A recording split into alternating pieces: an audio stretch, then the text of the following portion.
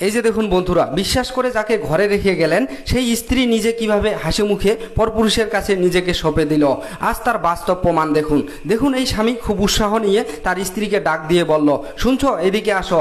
স্ত্রী ঘর থেকে বেরিয়ে এলো আর স্বামী তাদের বাড়িতে আসা অতিথি একটি ছেলেকে দেখিয়ে বলল, দেখো আমাদের হবু নেতাজি এসেছে। স্ত্রী তখন ছেলেটিকে হাত জোর করে সম্মান জানালো।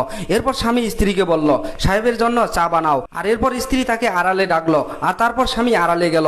আর তারপর স্ত্রী নিচু সুরে বলল যে ঘরে তো দুধ নেই, চা কিভাবে বানাবো।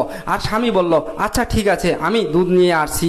আর তখন স্বামী সেই অতিথিকে বলল, সাহেব আপনি বসুন, আমি 2 মিনিটের মধ্যে দুধ নিয়ে আসছি। ছেলেটি বলল, আরে থাক, আমি পরে আসব। কিন্তু স্ত্রী তাকে অনুরোধ করে বলল, আরে আসুন না, যখন এসেছেন চা খেয়ে যাবেন, ভিতরে আসুন। এরপর ছেলেটি ঘরের ভিতরে গেল আর ওই স্বামী অতিথির জন্য দুধ আনতে দৌড়ে দোকানে গেল। আর যাওয়ার পথে রাস্তায় সে একটি বড় ট্রাক দুর্ঘটনার হাত থেকে অল্পের জন্য বেঁচে যায়। এদিকে ঘরের ভেতর স্ত্রী যখন চা বানানোর প্রস্তুতি নিচ্ছিল, তখন ওই সাহেব পরপুরুষ হয়েও স্ত্রীর দিকে অন্তত নোংরা দৃষ্টিতে তাকাতে থাকে। স্ত্রী বিষয়টি বুঝতে পেরে অস্বস্তি নিয়ে ছেলেটিকে জিজ্ঞাসা করলো, কি হলো, আপনার কিছু চাই? ঠিক তখনই ছেলেটি সুযোগ বুঝে খারাপ উদ্দেশ্যের জন্য ঘরের দরজা বন্ধ করে দেয় এবং তারা দুজনেই অনৈতিক কাজে লিপ্ত হয়। আর এর কিছুক্ষণ পরে স্বামী দোকান থেকে দুধ নিয়ে দৌড়ে বাড়িতে এসে দেখলো বাইরে কেউ নেই। এরপর সে দেখলো ঘরের দরজা বন্ধ।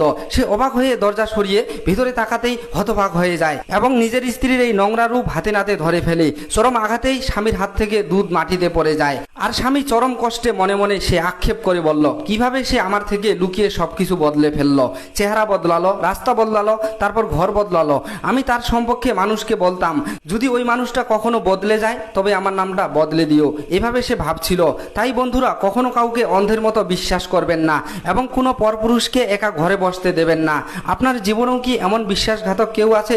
কমেন্টে হ্যাঁ বা না লিখে জানান। আর ভিডিওটি শেয়ার করুন যাতে সবাই এমন বেঈমানদের থেকে সাবধান হতে পারে।